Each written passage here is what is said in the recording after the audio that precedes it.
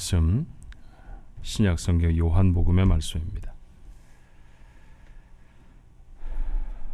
요한복음 11장 주보에 있는 대로 39절 말씀부터 44절까지의 말씀입니다. 예수께서 이르시되 돌을 옮겨 놓으라 하시니 그 죽은 자의 누이 마르다가 이르되 주여 죽은 지가 나흘이 되었음에 벌써 냄새가 나나이다. 예수께서 이르시되 내 말이 내가 믿으면 하나님의 영광을 보리라 하지 아니하였느냐 하시니 돌을 옮겨 놓으니 예수께서 눈을 들어 우러러 보시고 이르시되 아버지여 내 말을 들으신 것을 감사하나이다. 항상 내 말을 들으시는 줄을 내가 알았나이다. 그러나 이 말씀 하옵는 것은 둘러선 무리를 위함이니 곧 아버지께서 나를 보내신 것을 그들로 믿게 하려 함이니이다. 이 말씀을 하시고 큰 소리로 나사로야 나오라 부르시니 죽은 자가 수족을 배로 동인 채로 나오는데 그 얼굴은 수건에 쌓였더라. 예수께서 이르시되 풀어놓아 다니게 하라 하시니라. 아멘. 추수감사주일 예배로 우리 하나님 앞에 드립니다. 소울맨이라고 하는 젊은 화가가 있었습니다. 결혼한 지 얼마 안 된 젊은 나이에 중한 병에 걸렸죠. 의사가 그에게 남은 시간이 3개월밖에 되지 않는다고 선고를 했습니다. 괴로웠겠죠. 그런데 아이를 가지고 있었던 임신 중의 아내가 그에게 말합니다. 3개월밖에 못 산다고 생각하지 말고 하나님께서 3개월을 허락해 주셨다고 생각합시다. 아무도 원망하지 마십시다. 천금 같은 그 시간을 가장 아름답게 만드십시다. 그리고 우리에게 3개월이나 허락하신 하나님께 감사하도록 하십시다. 그 말에 감동이 되었던 이 소울맨은 기뻐하고 감사했죠. 그리고 열심히 일했답니다. 놀랍게도 그의 병은 깨끗하게 나았습니다. 감사하는 사람에게 일어나는 기적이 아닐까 그렇게 생각을 해요. 그 소울맨이라는 화가가 그린 그림 중에 가장 유명한 그림은 예수님의 초상화입니다. 아마 여러분 집에도 하나씩 걸려져 있을지 몰라요. 가장 많은 카피가 만들어져서 가장 많은 사람에게 보여진 이 예수님의 그림은 다른 예수님보다는 좀 힘있고 그죠? 의지가 막 넘치는 것 같아요.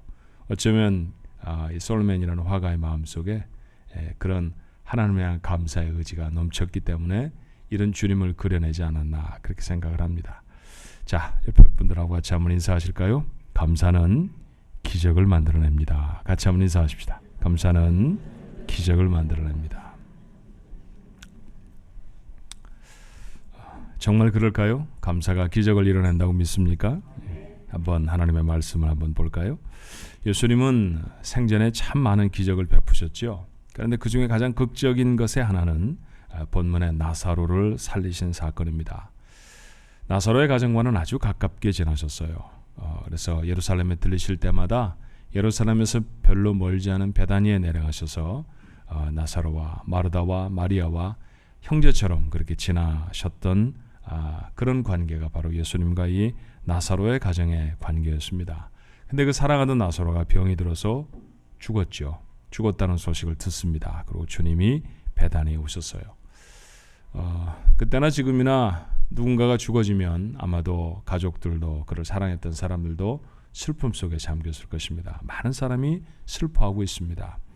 그리고 무덤 앞에서 그 죽음을 애도하고 있죠. 그런데 무덤 앞에 서신 주님이 돌을 굴려놓으라 라고 말씀하십니다. 유대의 무덤이라는 것은 야트막한 동산 또는 언덕 이런 곳에 그저 이렇게 평행으로 굴을 파들어가서 그곳에 시신을 안장하고 그 다음에 그 바깥 입구를 돌로 막아놓는 그런 형태예요. 근데 여러분 그 돌을 치워내면 그 안에 뭐가 있습니까? 보물이 있나요? 아닙니다. 시신이 있습니다. 유대는 더운 나라입니다. 아마도 그곳에 한 사나흘쯤 있었다고 하면 죽은 지는 벌써 더 며칠이 되었겠죠. 그러니 아마 시신이 썩고 악취가 나서 아마 그 가운데 가까이 갈 수가 없었을 거예요. 그런 답답한 모습입니다. 자, 사람들의 반응이 이랬죠. 요한복음 11장 39절에 예수께서 이르시되 돌을 굴려놓으라 하시니 그 죽은 자의 누이 마르다가 이르되 주여 죽은 지가 나흘이 되었음에 벌써 냄새가 나나이다. 뭐 하려고 돌은 옮겨놓으라고 하십니까? 주님 이제는 아무것도 하실 수 없습니다. 아무것도 이루어질 수 없습니다. 아무것도 이루어질 수 없는 상황을 무슨 상황이라고 말합니까? 절망적인 상황이죠. 그렇습니다. 그 절망적인 상황 앞에 서신 주님께서 하늘을 우러르십니다. 그리고 뭘 하셨나요? 41절의 말씀해 보니 돌을 옮겨 놓으니 예수께서 눈을 들어 우러러 보시고 이르시되 아버지여 내 말을 들으신 것을 감사하나이다. 내 말을 들으신 것을 감사하나이다. 영어 성경은 아주 간단하게 I thank you that you have heard me.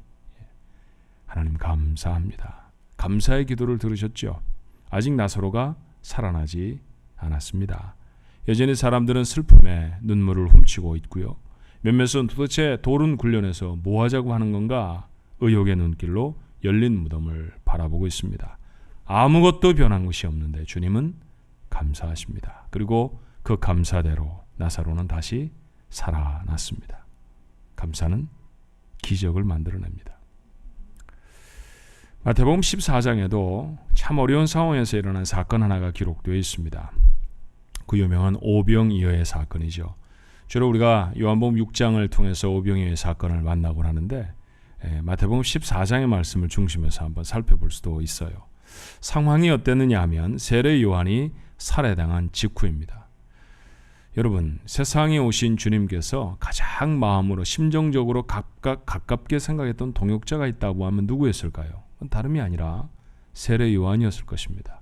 세례 요한의 역할이 세상에 주님을 알리는 자였죠. 그렇죠. 그리고 사사롭게도 가족 관계에 있었습니다. 근데 그가 참혹하게 죽임을 당합니다. 잡혀가서 목베임을 당하고 접시에 담겨져서 파티에 모이는 사람에게 여흥의 흥을 돋구기 위해 주어진 그런 참담한 죽음을 얼마 전에 들으셨어요. 얼마나 마음이 아프셨을까요? 또 세례 요한을 따르던 사람들의 절망은 얼마나 대단했겠습니까? 그 절망 직후에 예수님은 빈 들로 나가셨다고 했습니다. 많은 사람들이 따라 나왔습니다. 예수님의 설교를 들었죠. 그런데 때가 돼도 먹을 수가 없었습니다. 먹을 것이 없었기 때문입니다. 겨우 찾아낸 것이 보리떡 5개, 물고기 2마리였죠. 마태가 숫자를 헤아렸습니다. 여자와 아이를 빼고 5,000명이라고 했습니다. 보통 사회학자들이 따지기를 여자와 아이를 뺀 숫자, 그 남자들의 숫자는 전체 모인 숫자의 4분의 1 정도에 해당한다라는데 거의 대부분 동의를 해요. 그러니까 5,000명 정도의 남자가 모였다고 하면 전체 모인 사람이라고 하면 몇 명쯤 됐을까요? 한 2만 명쯤 되었을 것입니다. 여자와 아이는 먹이지 않을 수 없잖아요. 먹어야 하는 입은 2만 명이나 됐다는 얘기죠. 그런데 그들에게 무엇인가를 줄 수 있는 근거는 소년 하나가 먹을 만한 도시락 하나밖에는 없습니다. 예수님이 무엇을 하셨나요? 마태복음 14장 19절입니다. 무리를 명하여 잔디 위에 앉게 하셨습니다. 떡 5개와 물고기 2마리를 가지사 하늘을 우러러 축사하시고 떡을 떼어 제자들에게 주시매 제자들이 무리에게 주었죠. 오늘 우리 성경에는 하늘을 우러러 축사하시고 그렇게 되어 있습니다. 그런데 영어 성경에 보니까 He gave thanks. He gave thanks. 하나님께 감사하셨다 그랬습니다. 무리를 무리지어 앉히신 후에 양손에 떡 5개, 물고기 2마리 들었습니다. 그게 전부입니다. 턱없이 부족합니다. 사람들이 그것으로 모두가 다 먹을 수 있다고 아무도 생각하지 않았을 것입니다. 불가능의 상황이지요. 그리고 그들이 처한 상황도 참 참담하고 슬픈 상황입니다. 복음을 증거하고 하나님을 선포하고 또 예수님을 세상에 소개하였던 세례 요한은 얼마 전에 죽임을 당한 그런 상황이라고 했습니다. 그런데 그런 참담한 상황 속에서 주님이 하셨던 일은 감사하시는 것이었죠. 감사가 될 만한 상황이 아니었습니다. 그런데 주님이 먼저 하신 것은 감사부터 하셨습니다. 그리고 이 작은 음식은 2만 명의 필요를 다 채웠죠. 그것이 전부였습니까? 그렇지 않았습니다. 언제 준비하셨든지 12개의 광주리가 준비되어 있었고요. 제자들이 하나씩 다 가지고 먹고 남은 것을 모두 다 거두었습니다. 자, 이 귀한 음식이니까 버리지 말아라. 그런 의미를 넘어서는 것일 겁니다. 너희 눈으로 확인을 해라. 감사가 무엇을 낳는지 너희 눈으로 확인을 해라 라는 것이죠. 배불리 먹었습니다. 먹고 남은 것이 12광주리였습니다. 2만 명이 먹게 되는 기적의 출발은 무엇이었습니까? 다른 것이 아니라 감사였습니다. 다시 한번 기억하셔야 합니다. 감사는 기적을 낳는 줄로 믿습니다. 감사하는 사람에게는 감사할 수밖에 없는 일이 일어난 줄로 믿습니다. 오래전에도 제가 한번 드렸던 예화인데 비슷한 사건이 조지아주에 있었던 시골 학교 선생 마르다 베리에게도 일어났죠. 그때는 헨리 포드라고 하는 사람이 자동차 만들어서 잘 팔 때입니다. 세상에 처음 자동차라는 물건이 등장을 했어요. 말보다 빨리 달리는 물건. 정말 신기하지 않아요? 쇳덩어리로 만들었는데 어떻게 움직일까? 사람들이 너무 신기했습니다. 불티나게 팔렸죠. 요즘 값하고는 비교도 되지 않을 정도로 비쌌습니다. 돈을 많이 벌었습니다. 그에게 주어진 이름은 자동차 왕이었습니다. 그가 부자가 됐다는 소식은 네이션와이드로 미국 전역에 다 알려졌습니다. 그런데 그런 소리를 마르다 베리라는 선생님도 들었어요. 조지아 시골 구석에서 아이들을 가르치는데 피아노 몇 대 좀 사서 저 아이들 좀 피아노 가르치면 좋겠다. 그렇게 생각을 했는데 학교에도 교육부에도 피아노를 살 만한 돈이 없습니다. 그래서 헨리 포드에게 편지를 썼죠. 여기 공부하기를 열심히 하는 학생들이 있습니다. 조금 도와주시면 좋겠습니다. 1,000불 정도 피아노를 살 수 있도록 도와주시면 어떨까요? 편지를 써서 보냈습니다. 선생님의 간곡한 마음이 담겨 있음에도 불구하고 사실상 헨리 포드에게는 이런 종류의 편지는 일주일에도 수천 통씩 오거든요. 그러니까 그 도와달라는 사람들을 마치 도와달라는 액수대로 다 도와주면 회사가 파산할 정도였을 것입니다. 이해가 갈 만도예요. 그저 그렇고 그런 도움을 요청하는 편지 중에 하나로 치부가 됐겠죠. 그저 버려버릴 수가 없어서 10센트를 보냈습니다. 요즘 10센트하고는 좀 달랐을 거예요. 그 당시에는 10센트가 요즘보다는 조금 더 무게가 있었겠죠. 한 100불 정도 됐을까요? 그렇지만 마르다 베리라고 한 선생님이 요청한 1,000불에는 10,000분의 1밖에 되지 않는 작은 돈이었습니다. 10,000분의 1입니다. 10센트를 받고 베리 선생님의 마음은 어땠을까요? 절망적이지 않았을까요? 무슨 부자가 이래 원망하는 마음이 들지 않았을까요? 이따위 사람이라고 하면 내가 괜히 부탁을 해서 속이 상했을지도 모르지 않습니까? 그런데 그녀는 그렇게 하지 않았습니다. 그것으로 땅콩 종자를 삽니다. 그리고 아이들과 같이 땅콩 종자를 땅에 심었죠. 1년 동안 농사를 지었습니다. 그리고 수확을 했어요. 그 다음에 감사의 편지를 썼습니다. 지난번에 10센트 보내주셔서 정말 고맙습니다. 그걸로 땅콩 심어서 첫 번째 수확을 했는데 한 상자 선물로 보냅니다. 그리고 포드에게 보냈죠.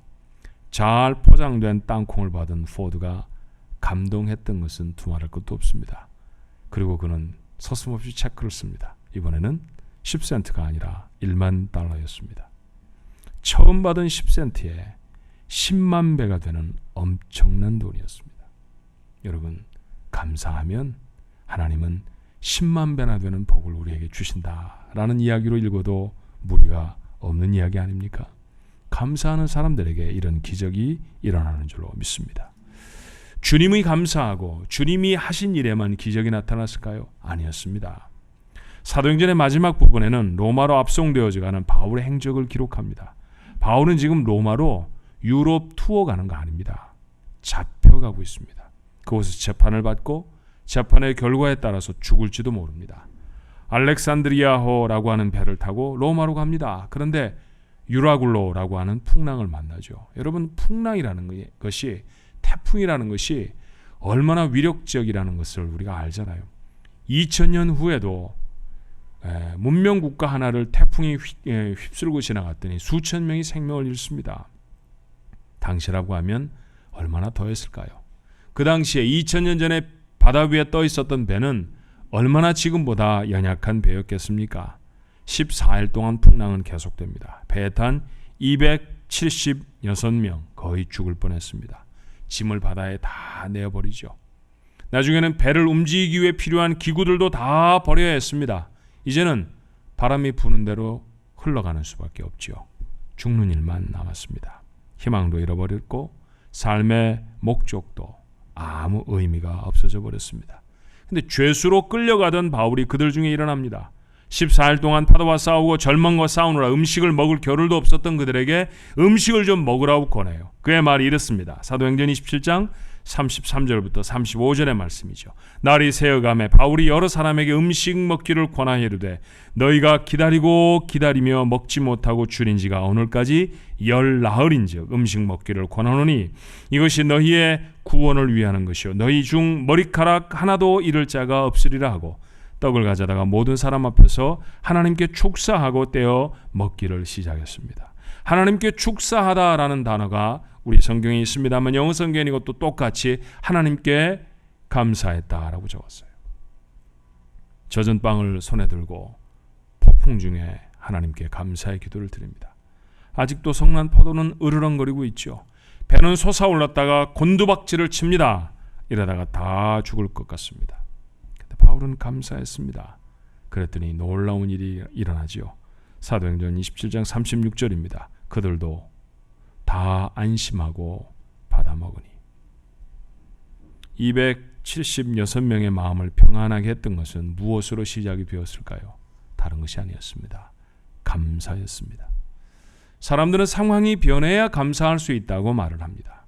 아프던 사람이 나아야 감사할 수 있다고, 가난하던 사람이 가난의 문제를 해결해야 감사할 수 있다고, 자신의 가슴을 옥죄이던 문제와 어려움들이 해결이 되어져야 감사할 수 있다고 말합니다. 그러나 성경은 다르게 말하지 않아요. 예수님의 경우에도 바울의 경우에도 모두가 다 감사는 문제가 해결되기 전에, 상황이 변하기 전에 드려졌던 것이었습니다. 우리에게 뭐라고 말하는 걸까요? 감사가 환경을 변화시킨다고 교훈하는 것은 아니겠습니까? 오늘 우리는 추수감사주일 예배를 드립니다. 미국이 400여 년 동안이나 전통적으로 지켜오던 추수감사절입니다. 미국의 추수감사절은 이렇게 시작되어졌죠. 1620년에 네덜란드에 살던 영국인들 102명이 작은 배 한 척으로 대서양을 건넙니다. 사실은 영국에 살던 사람들이 네덜란드로 이주해 온 것도 종교의 박해를 피해서였습니다. 정말 마음껏 예수를 믿고 싶은데 그러지 못합니다. 나라가 교회를 통치하고 교회는 잘못된 신앙을 가르쳤죠. 그래서 그곳에서부터 탈출해 네덜란드라는 곳에 닻을 내렸어요.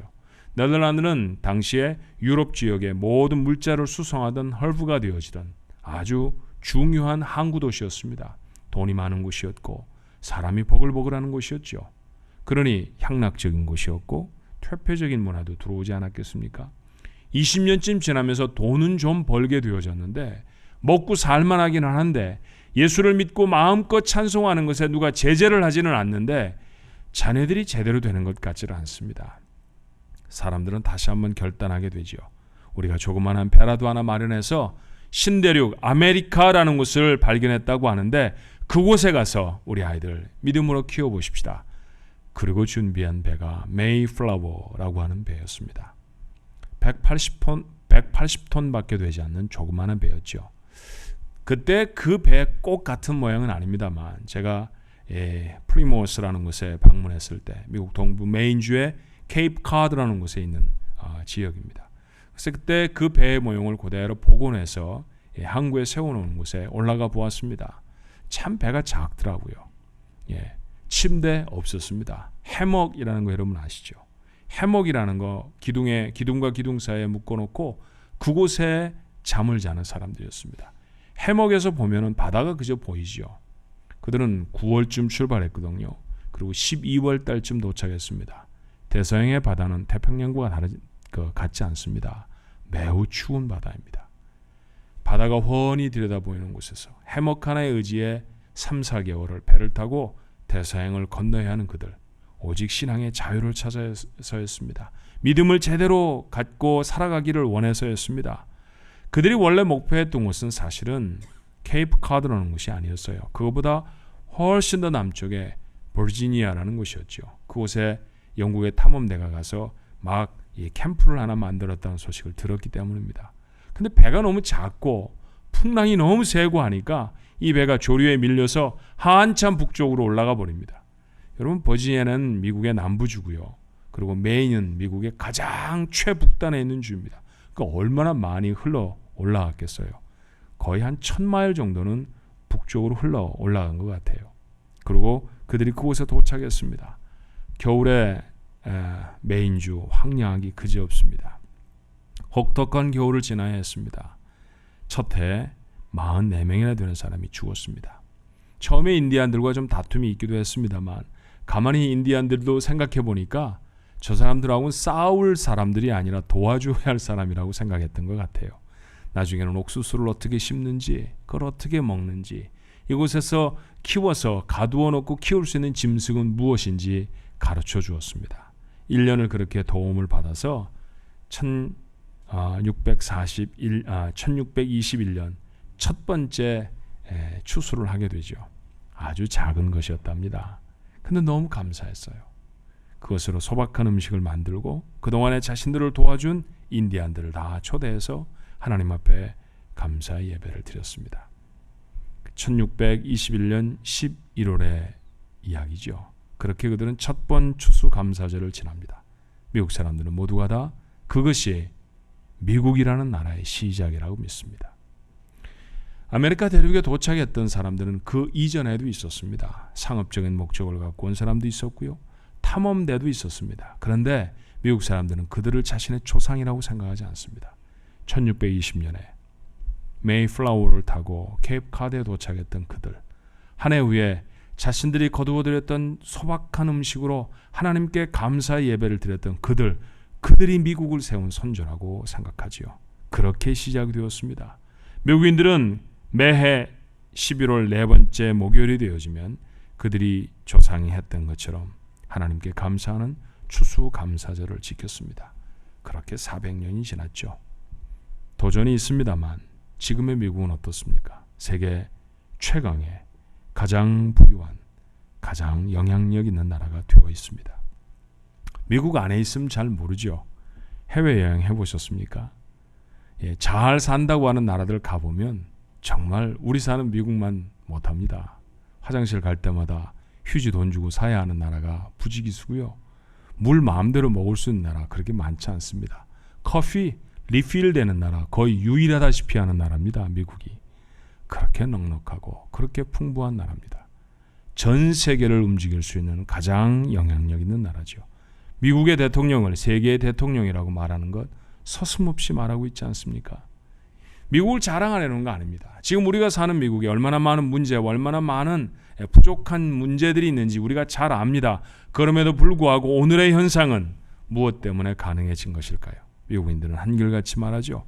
감사로 시작한 나라이기 때문에 하나님으로부터 받은 축복입니다. 추수감사절을 지날 때마다 감사가 얼마나 놀라운 열매를 맺어내는지를 마음으로 확인할 수 있어야 합니다. 한 해가 거의 지났지요. 일도 참 많았습니다. 여러분과 함께 한 해를 지나가면서 어떤 분들은 정말 눈물 지을 수밖에 없는 상황도 지났고요. 어떤 사람들은 아직도 해결되지 않은 문제와 씨름하고 있습니다. 그런데 11월 마지막 주일 추수감사주일입니다. 추수라고 한 것도 없는 것 같고 여러분 밀을 베거나 무슨 혹시 밭에서 곡식을 거두거나 그러지 않잖아요. 우리는 거기다가 감사라는 제목도 어쩌면 마음에 불편할지 모르겠다 그런 생각이 들었어요. 우리 마음속에 이런 불평이 들 수 있습니다. 상황이 변해야 감사를 하지. 그러나 소매를 붙들고 사랑하는 사람의 죽음 앞에 통곡하는데 이미 시신에서는 냄새가 풀풀 나는 그런 참담한 상황 앞에 서 보신 일이 있습니까? 2만 명이나 배고픈 사람들 그 앞에서 그들에게 먹을 것을 만들어 주어야 하는데 물고기 2마리, 보리떡 5덩이밖에 손에 든 것이 없는 그런 참담한 경우를 경험해 보신 적은 있나요? 살 소망이라고는 신란만큼도 보이지 아니하는 성난 바다에 던져져 보신 적은요? 다음에는 잘 되어질지 그 다음에는 또 어떨지 알 수 없는 채 여전히 헐벗은 옷으로 여전히 형편없는 집에 살아가면서 손에 감자 몇 덩이, 밀 몇 섬을 붙들고 선 이 땅의 조상들의 모습, 그런 상황이 되어보신 적은 있습니까? 우리는 지금 말하는 모두보다도 더 많이 갖고 있지 않나요? 더 넉넉하고 더 여유가 있고 더 미래를 가지고 있는 사람들입니다. 예수님은, 바울은, 이 땅에 처음 도착한 미국의 선조들은 그런 상황 속에서도 감사했습니다. 그리고 감사한 대로 감사할 일이 기적처럼 일어납니다. 상황이 바뀌어서 감사하는 것이 아니라 감사로 상황을 바꾸어내는 인생의 비밀을 하나님은 성경을 통해 우리에게 알려주시는 줄로 믿습니다. 성경은 우리에게 이렇게 가르치죠. 데살로니가전서 5장 16절로 18절의 말씀입니다. 항상 기뻐하라. 쉬지 말고 기도하라. 범사에 감사하라. 이것이 그리스도 예수 안에서 너희를 향하신 하나님의 뜻이니라. 감사하는 것은 하나님의 뜻이라고 했습니다. 하나님보다 우리의 행복에 더 관심이 있으신 분이 세상에 어디 있습니까? 하나님보다 우리의 상황을 확연히 꿰뚫고 계신 분이 또 어디에 계실까요? 그런 하나님이 우리가 처해 있는 상황에도 불구하고 감사하라고 말씀하십니다. 그렇다고 하면 감사는 우리의 문제를 풀어낼 열쇠가 되어진다는 말씀 아니겠습니까? 그렇습니다. 감사는 기적의 열쇠입니다. 감사는 기적을 낳습니다. 감사하는 사람은 정말 감사할 일을 이루어낼 줄로 믿습니다. 오늘 설교의 제목에 감사하면, 그리고 말 줄임표, 애들은 땡땡땡이라고 부르더라고요. 그렇게 쳤습니다. 여러분이 빈칸을 채워보시겠습니까? 감사는 뭐라고 하면 좋을까요? 감사하면 기적을 만들어냅니다. 여러분의 삶의 고백이었으면 좋겠습니다. 우리 모두가 다 감사함으로 삶의 기적을 경험하는, 그리고 그것을 세상에 알리는 복된 성도들이 되시기를 주님의 이름으로 축원합니다. 기도하십시다. 어려운 일이 참 많았습니다. 지금도 여전히 어렵습니다. 시간이 지나가면 지나갈수록 살아간다는 것이 정말 만만하지를 않습니다.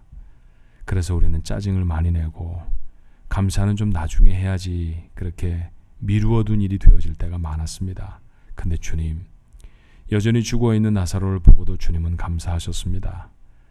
밥을 먹고자 앉아있는 사람은 2만 명인데 들고 계신 것은 아이의 도시락 하나에 불과해도 주님은 감사하셨습니다. 바람은 여전히 치고 롤러코스터처럼 배는 쏟았다가 가라앉는데, 그래서 사람들은 다 죽겠다고 아우성을 치는데 물에 젖은 빵 한 덩어리 들고 바울은 하나님 앞에 감사합니다. 그랬더니 죽은 자가 살아나고, 그랬더니 2만 명이나 되는 사람의 배불리 먹고, 그랬더니 풍랑이 멈춥니다. 하나님이 놀라운 기적이 감사로부터 시작됐다는 사실을 우리에게 가르쳐 주셨습니다. 우리의 역사 속에도 그런 사건은 있지 않았습니까? 이 땅에 도착한 102명의 필그림스 파더들, 그들은 아무것도 마음에 소망하는 것이 없었을지 모릅니다. 그저 한 해를 잘 생존할 수 있을까, 그 정도였을지 모르겠습니다. 정말 적은 소산을 얻었습니다. 그런데 그것 도와준 인디언들 초대에다가 하나님 앞에 감사 예배를 드립니다. 감사로 시작한 나라가 미국이었습니다. 그 나라를 이렇게 축복하시니가 하나님이신 줄로 믿습니다. 우리의 삶이 주 앞에 감사로 시작할 수 있게 하옵소서. 상황에도 불구하고 감사하게 하시고, 그렇게 감사하는 자들에게 하나님 상황이 변화되어지고 그곳에 하나님이 부으시는 축복의 놀라운 열매들을 경험할 수 있는 기적의 인생이 되어지도록 하나님 도와주시옵소서. 추수감사주일 예배로 하나님 앞에 드리며 한 해 동안 베풀으신 하나님의 은혜에 감사합니다. 여전히 해결되지 않는 문제에도 감사합니다. 여전히 고쳐지지 아니한 질병에도 불구하고 감사합니다. 하나님 앞에 감사의 마음으로 예배하는 성도들을 기억하여 주시어서 저들의 삶에 하나님 감사의 열매가 맺히게 축복해 주시옵소서. 예수님 이름으로 간절히 기도하옵나이다. 아멘.